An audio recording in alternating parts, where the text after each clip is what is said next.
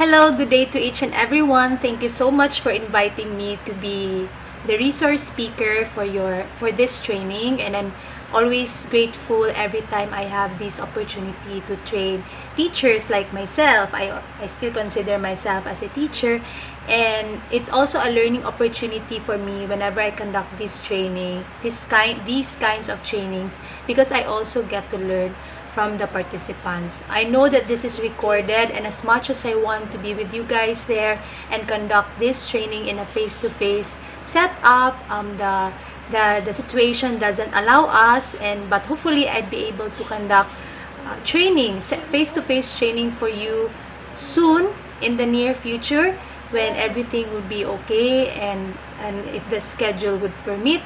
And so, again, thank you so much for inviting me. My topic for this training is on maximizing online learning materials to address the needs and interests of learners. Once again, I'm Roxanne H. Fuentes. I'm currently working in the division office of the Department of Education, Division of Cagayan de Oro, as a monitoring and evaluation specialist under the Schools Governance and Operations Division. So let's begin. So again, my topic is on maximizing online learning materials to address the needs and interests of learners. And whenever I conduct training, especially related to ICT and technology integration, I would always begin with the pedagogy. Why? Because for me, it's very important to think about pedagogy, our teaching strategy, the way we manage our classroom, the way we manage our teaching and learning resources, on the aspect of choosing the right material that we are going to use to teach our students. So whether in a face-to-face classroom setup, in modular learning, blended learning, or even in online learning, pedagogy would always be there, regardless of pedagogy is very important regardless of what kind of teaching and learning modality you are implementing. So what is pedagogy? Actually, if we define pedagogy, there are a lot of definition out there.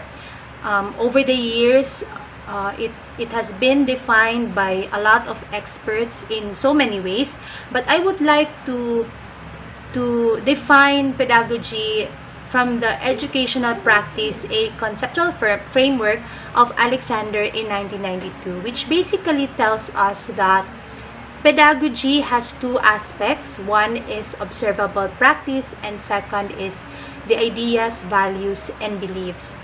That means if under observable practice, in the educational practice, under observable practice is pedagogy.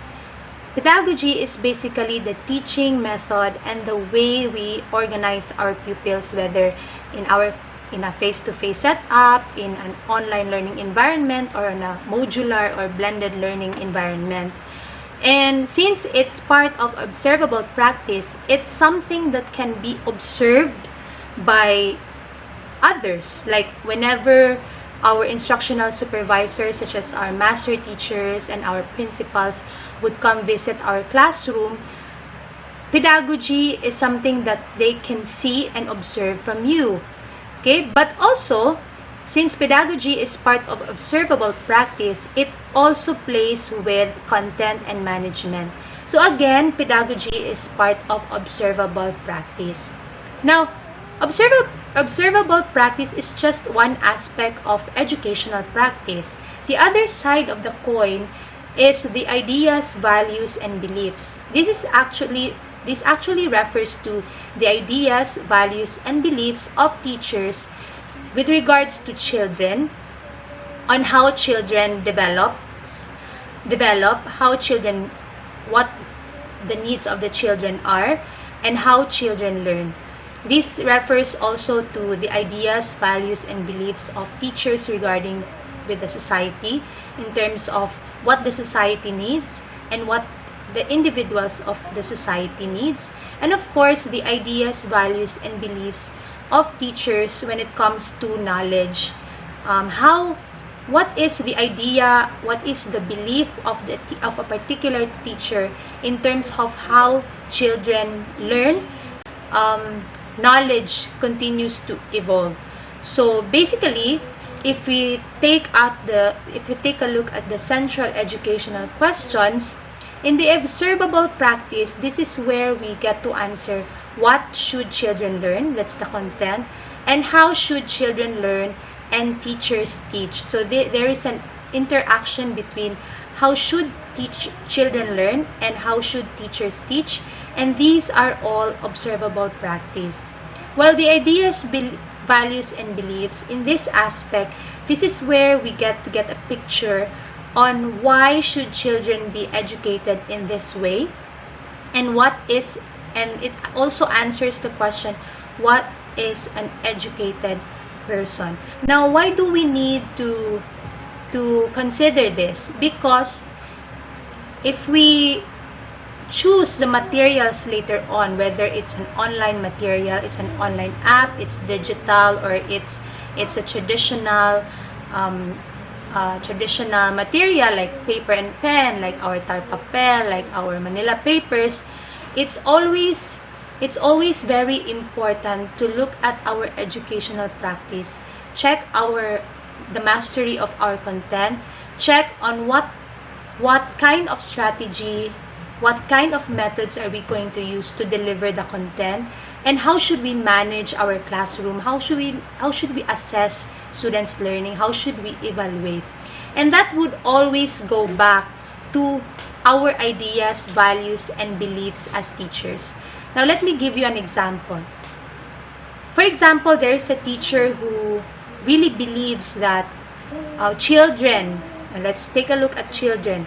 Children learn best through interacting with others. So that means if that teacher believes that children learn best by interacting with others, the observable practice now is that the teacher would employ a lot of cooperative learning activities, group activities, because that is what the teacher believes in. So it's always true that the ideas, values, and beliefs of the teacher regarding children, society, and knowledge would always reflect to his or her observable practice. So that is why it's very, very important. Another thing is that, for example, like me, I would always believe that our children nowadays learn differently. Like, they're so much exposed to digital, they're so much exposed to technology, that I believe that if we are just able to maximize the potential of these technologies, then they can best learn our lessons. So that is why if you go to my classroom, if you observe my classes, you would see that I employ a lot of technology like ICT for teaching and learning. So that is very, very important. Okay? Now again, another way to see it is through the overview of emerging framework. As I said earlier, here the teacher's knowledge, beliefs, and values would always reflect in teacher's behavior. So just like my example earlier. But let's take a look that there is also another side of the coin, and that is the pupil's knowledge, beliefs, and values, which are reflected to pupil's behavior. So as I said earlier, I already have given an example here. Now I will also give an example in terms of the pupils. So for example, the pupil's beliefs and values is that he or she learn best. The student knows that he can learn best by playing. So that means the pupil's behavior now is that whenever he's in class and whenever the teacher employs like games in class, that pupil would participate. Now if the teacher would just do a lecture kind of activity, then you would also see that in the behavior of the pupils. The pupil would not be participating. You will see that the pupil is bored because that's the value and the belief of the pupil. Now, why is it very important to consider this aspect? It's because it is only when teachers' behaviors and pupils' behaviors meet that affordances is created. What is affordances? It's basically the learning environment. That means pag hindi nag-match ang behavior ni teacher and yung behavior ng pupil, then there is no learning environment that is created. So, anong ibig sabihin nun? Halimbawa, if the teacher behavior is that he or she is just employing lecture-based method, and then yung pupil's behavior is that hindi siya interested of just purely listening to a lecture, then walang mangyayari na learning affordances or learning environment. So, the learning will not take place. Because it is only when a learning environment is established that a teacher can do activities together with his or her pupils, and when activities and actions are being made by teachers and pupils, then that is where the learning outcomes will happen. So that's why it's very important that teachers' behaviors and pupils' behaviors match. Now, let me go now to the meat of the topic, which is on digital natives. As I said earlier, we're talking about pupils' knowledge, beliefs, and pupils' behavior. And we all know, and I know that you are very much familiar with the term digital natives. It's been used a lot, no, when speakers talk about ICT in teaching and learning and educational technology. And we would always say that our students nowadays are digital natives. And you can see that in their behavior. That means, when we say digital natives, our students, these are the people who are native speakers of the digital language, like the jargons that we used in technology. They are so exposed in technology and in ICT that they can easily explain what these are, no? So that's basically digital natives. That's one behavior that we can observe from our students nowadays. Now, what's crucial about it is that since students are digital natives, the question now is, are teachers digital natives as well? Diba, as I said earlier, it is only when pupils and teachers' behaviors meet that affordances will take place. Now, are teachers digital natives? That's the question we need to answer. Okay? So, with that being said, we can say that today's students are no longer the people our educational system was designed to teach. This was declared, reflected upon by Prensky in 2001. So, Prensky was the one who created the term digital natives and digital migrants. And he said that our educational system nowadays was no longer designed to teach our young learners, the learners that we have now. And this is way back in 2001. Since students are very much exposed to technology and ICT, that also means that our students nowadays also think and process information fundamentally differently from their predecessors. So that means the way we think and process information before is so much different now. And I will discuss more on that later. Now, who exactly these digital natives are? So basically, the digital natives are those who are born after the 1980s. So these are the millennials. Okay? So if you're born from 1980s, after 1980s, then you're considered as a millennial. Or if you're born in 2000s until today, you are called you are part of the Generation Z. Now, we have to be very careful when it comes to using the terms millennials and digital natives, because number one, digital natives are not all digital natives are millennials. As I said, there is the Generation Z. While millennials are not all millennials are digital natives. Why? Because there are those who were born in, for example, in the 1990s, and they were born in far-flung areas, mountainous areas, hinterland areas, and they do not have access to technology. So that means even though they are millennials, they are not considered as digital natives because they don't have the basic knowledge of these technologies, and they are not exposed to these technologies as well.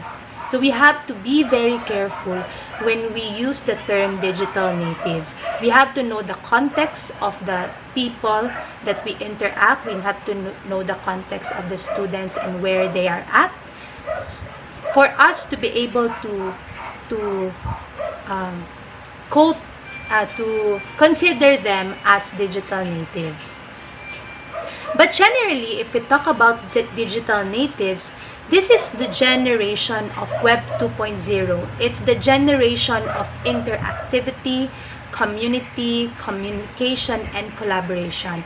That is according to UNESCO in 2011 when they created a policy brief on this. So again, it's a generation of interactivity, community, communication, and collaboration. So if you take a look at these four, these are actually 21st century skills that students need to learn in order to survive in this world. Why? Why do students need interactivity, community, communication, and collaboration? It's because our world has also drastically changed. Diba? Before our workers can do manual labors, but now manual labor is being done by robots, by AI, artificial intelligence. It's slowly going away that manual labor and routine processes are being done by people. Now they're being done by robots and automation and artificial intelligence. So what students need now is our 21st century skills such as interactivity, community, communication, and collaboration. And I have a very good suggestion on what you're going to use to foster these skills later on. So let's just take a look on how do digital natives gain knowledge and how do they learn. Okay, number one is that digital natives now, our students generally now have shifted from linear learning to random learning. I'll call it random learning, which means that before back in the days, when we want to learn something, when we want to learn a new skill, what do? We enroll in a class, we enroll in a school, we study, we listen to an expert, we listen to a teacher. The teacher would teach us the things that we need to learn in order to learn the skill that we want. But now it's random learning. Like a student can just, our children or even us can just like turn on or open the internet and randomly search some words, and a lot of information would pop up. Back in the days, I don't know how to code, I don't know how to edit videos, but I learned how to do it because by simply watching YouTube videos, by simply doing simple searches through Google. So our learning right now is very much random. We can basically learn from almost everywhere. Now, it's no longer linear. And it's also two-way. That means a teacher can learn from the students, as then students can also learn from teachers. Second is our learners right now is very much into multitasking. It's not necessarily bad, but it's just how fast-paced they are. Like, they can do a lot of things in one particular time.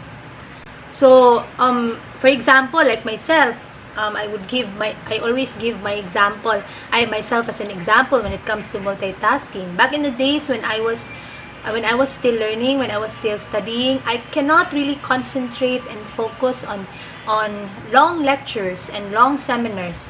So what I do to keep my focus and to keep my concentration is to learn to do something else. Like, I would draw on a piece of paper. I would always have a notebook with me and a pen with me, and I would write down and I would doodle, because I cannot just stay put and listen and look at the speaker or the teacher. So I guess that's being me as a digital native or as a millennial.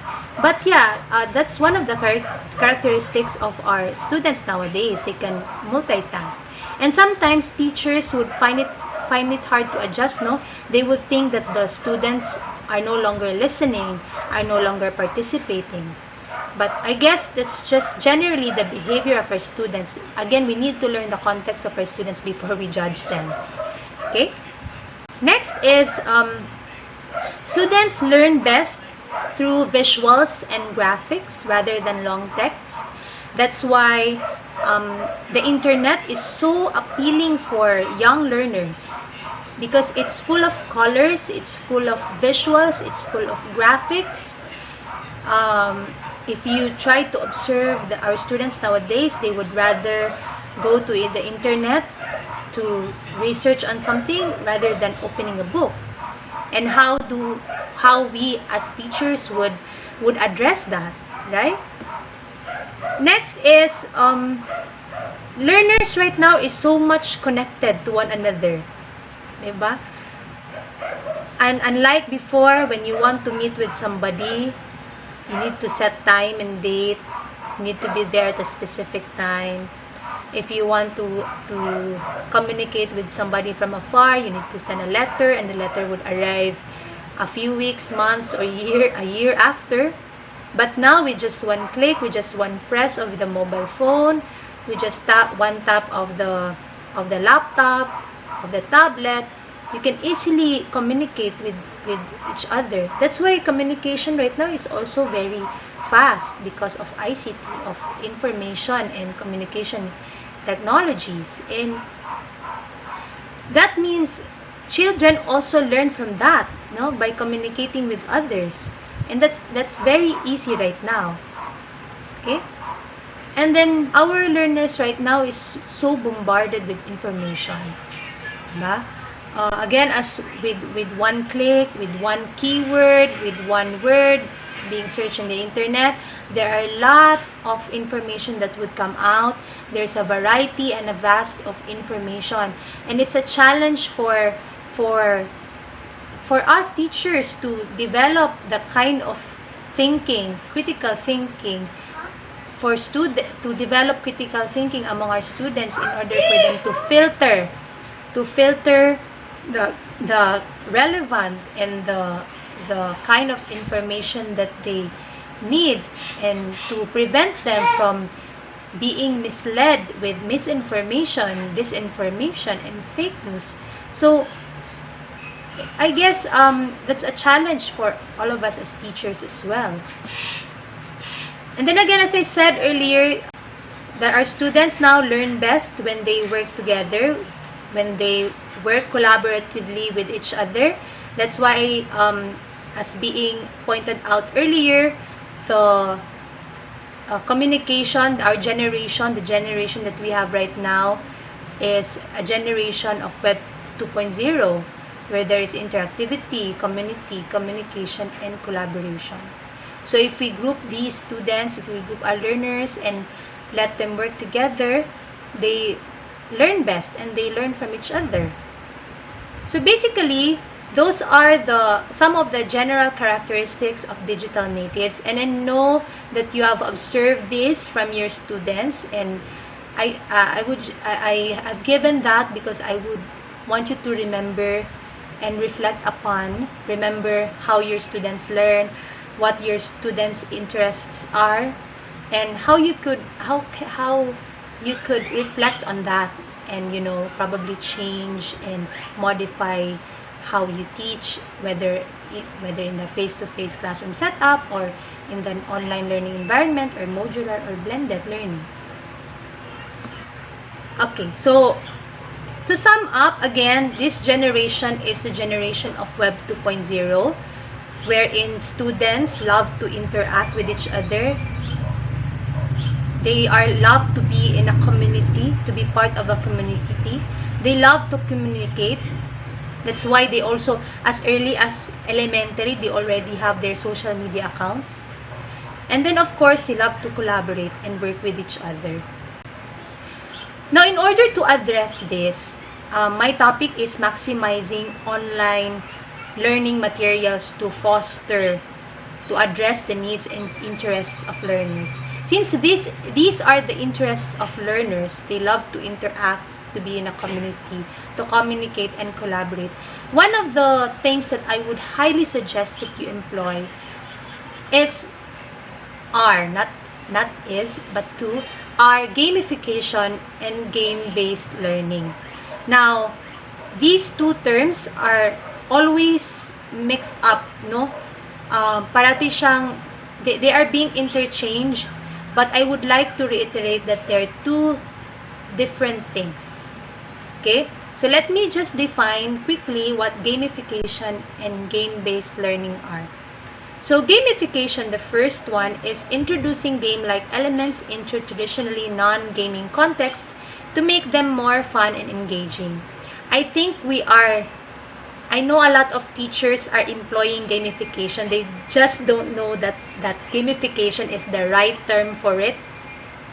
When you use points, when you use leaderboards, when you create a contest in your classroom or in your online classes, when you give reward systems such as badges and stickers or even candies and food, that is employing gamification. Okay, that's rewarding your students, creating a contest in your classroom. Then whoever wins, whoever comes first, whoever the highest score will get a prize. That's gamification. Game-based learning, on the other hand, is so much different. It's using games, existing games, to achieve a defined set of learning outcomes. So you wouldn't know that we have this kind of game, but you can actually use it for learning. One good example is bingo, right? Bingo is basically a game. It's a game, right? But you can use it for game-based learning when you, for example, instead of like the usual, the traditional way of playing the bingo, you're going to use it to teach like addition. For example, if you flash a card for +5 and there's a number in your bingo card that's 9, you're going to stamp it, or you're going to put an X on it. So that's basically game-based learning. On an online learning environment, there are a lot of digital apps and tools that can be used for game-based learning, such as Minecraft to encourage creative writing, or using lap times in Mario Kart to practice mean, mode, and median. So these are just some examples. Now, I would like to give some examples on how you can gamify and create game-based learning opportunities for your students. Number one is, of course, your interactive online quizzes, such as Quizlet, Kahoot, Quizzes, and Quizalize. I think the most popular, or the most popular among these four is Kahoot, right? It's when it's like a quiz, but it's very interactive. When teachers would flash questions, and then the students would answer by clicking the options from their devices, and then there's a leaderboard. That's gamification leaderboard, and the students would see who has the highest score, something like that. So again, you can make use of different online quizzes such as these for you to be able to gamify your classes. Okay, another one is by the use of interactive whiteboards such as these. This is Draw, this is Edu Creations, Explain Everything, and of course the ever famous Google Jamboard.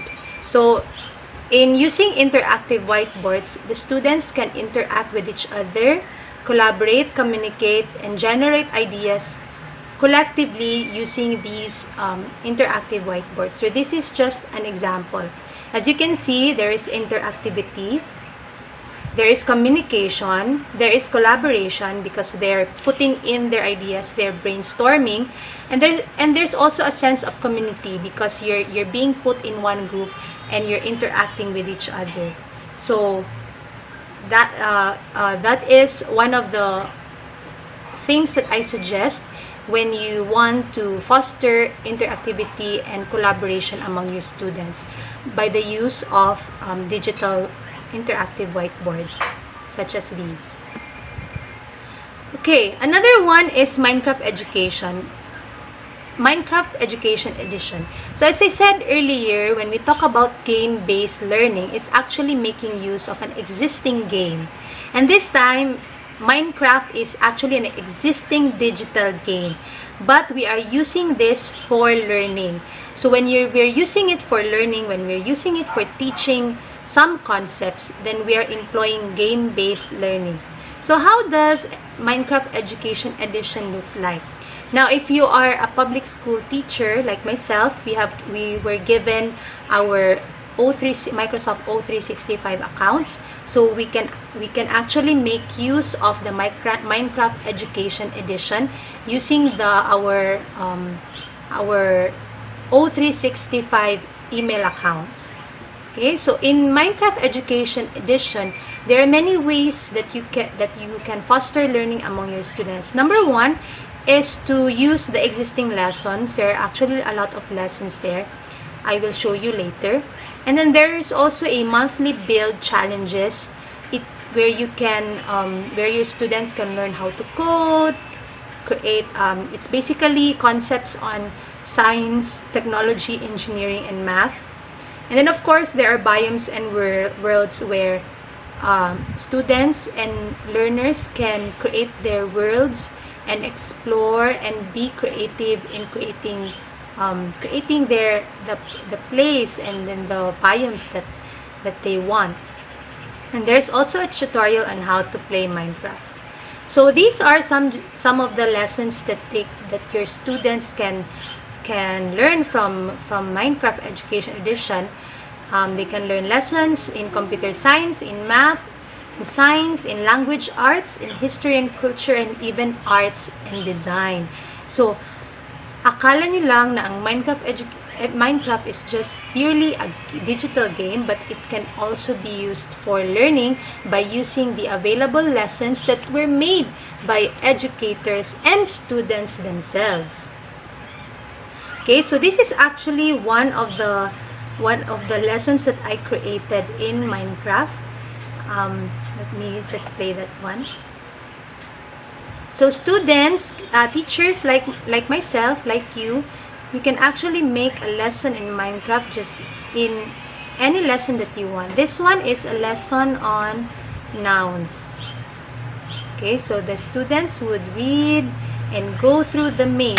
Basically, this is a maze that I created, and students can only go out from the maze if they go through the lesson. Okay, something like that. Okay, and this is how this is a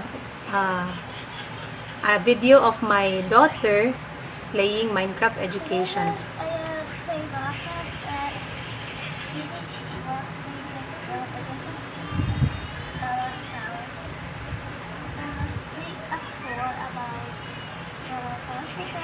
So she was the one who created the house.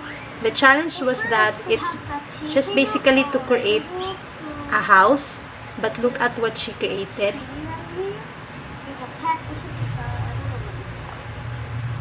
So, this is the kitchen, this is the sink, and this is the, Cooking area. yeah. Okay, so as you can see, there are a lot of things that you can teach from playing that, no, from what you saw on the video. Number one, you can teach math concepts like length, measurements like length and width. You can also teach perimeter, area from playing Minecraft education. You can also teach language, like naming the objects that you can find in the Minecraft world. You can also create sentences. You can also teach concepts of art, colors. Basically, you teach concepts of creativity, critical thinking, a lot of things that students learn while playing Minecraft education, because it fosters game-based learning. Diba? So that's how game-based learning works in Minecraft education. You can make use of that using your Microsoft Office 365 accounts or emails. Okay. Another one is through Scratch. I've learned Scratch since 2015. It's actually a platform where teachers and students can create interactive games and simulations through easy coding. Interactive coding, parang block coding lang siya. And this is an example of a game that you can play in Scratch that was created by, I don't know if it was created by a teacher or a student. So this is basically Angry Birds. Welcome to Angry Birds. Click on the 4 verbs. Remember that a verb is an action word.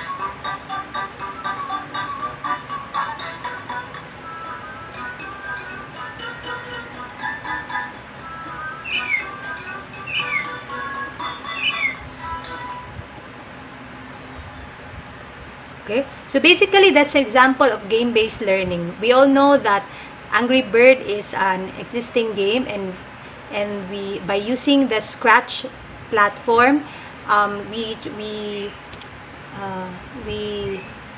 used this game to teach a concept or a lesson. So basically that's game-based learning. And this is one of the games that I also created from scratch. I think this is the latest, in 2019 ata ko to ginawa. So this is a lesson on mathematics.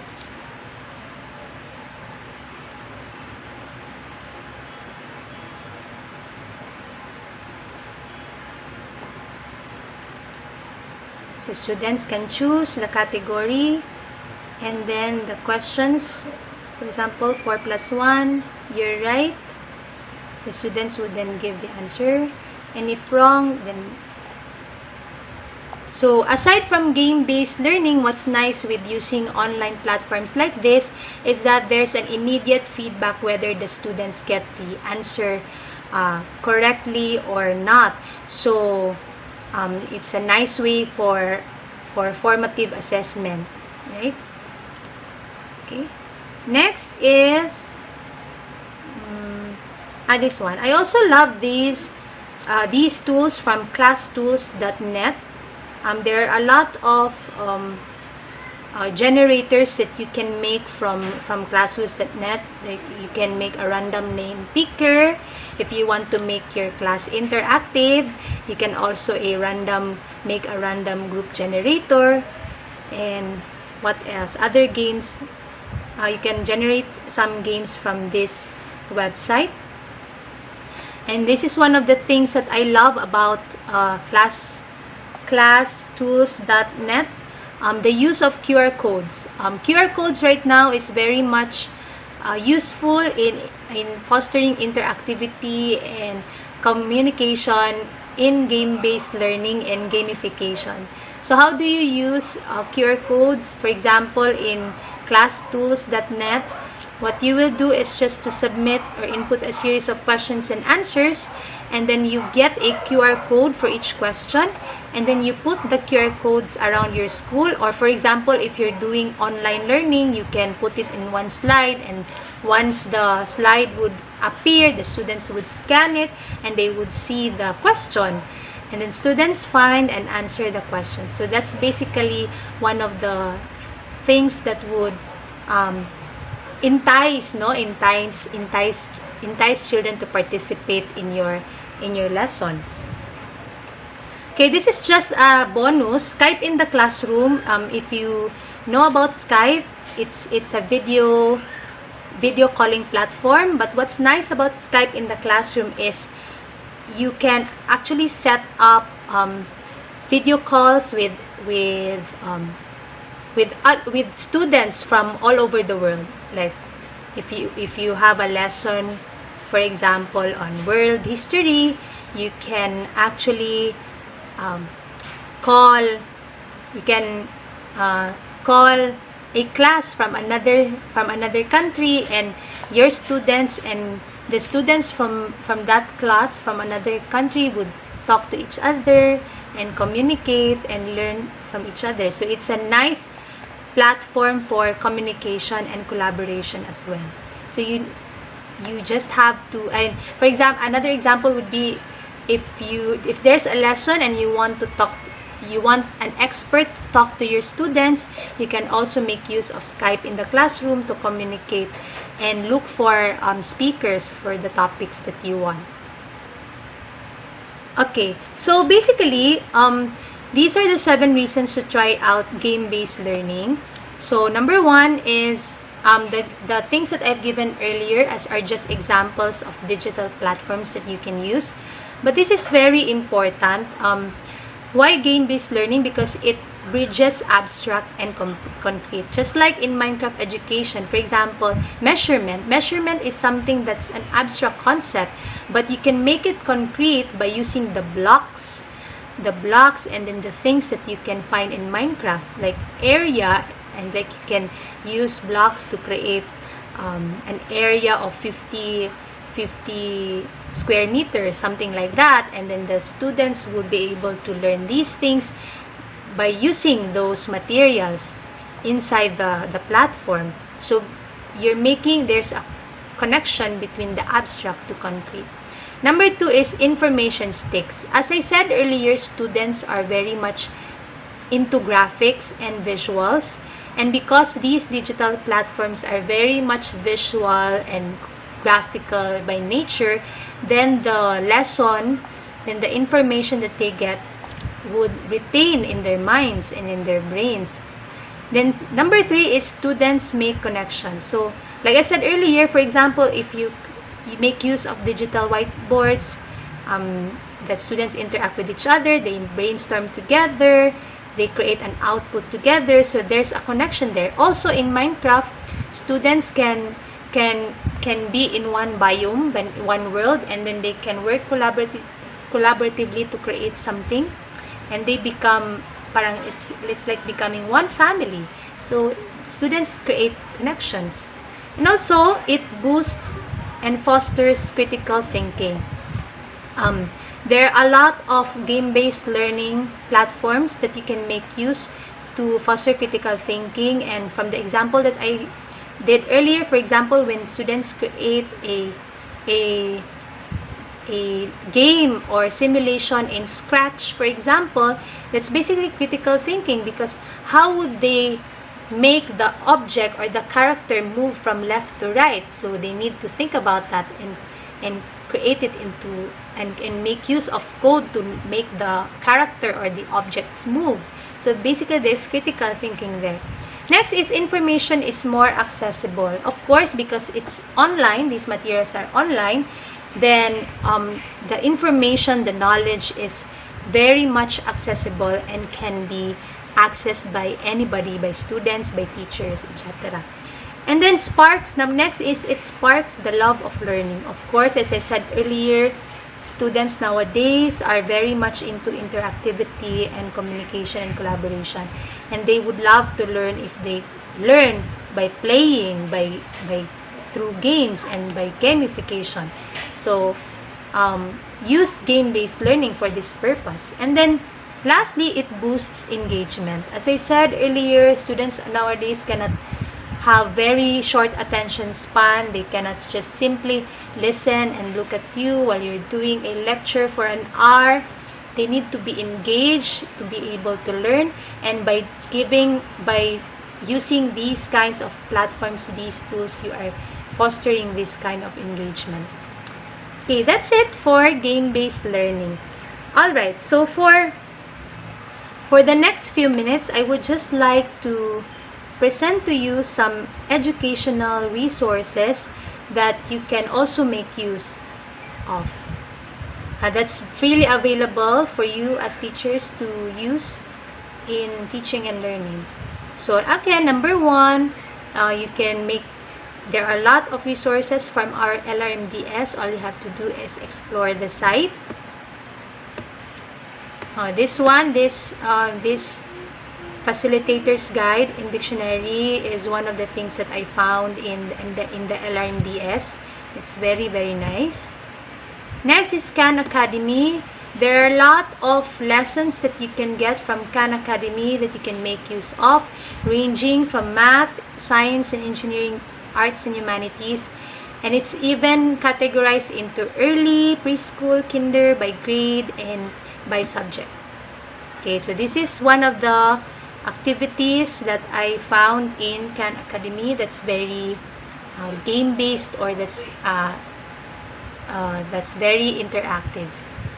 Then of course you can go to Microsoft Educator community, and you can find a lot of resources there for teaching and learning, one of which is this lesson plan. You can get lesson plans there, and you can also get badges and certificates for the courses that you finish, for the activities that you have created in the Microsoft Education community. It's very good for professional development.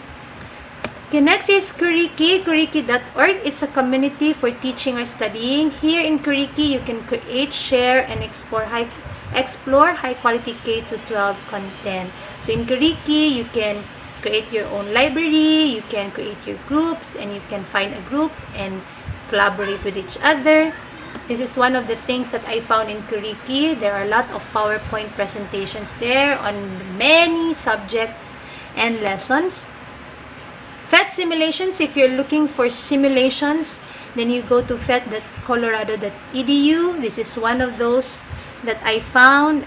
This is actually a offline game which I downloaded from PhET Simulations, and it's an interactive game on building a fraction, and it's completely offline. So it's very nice.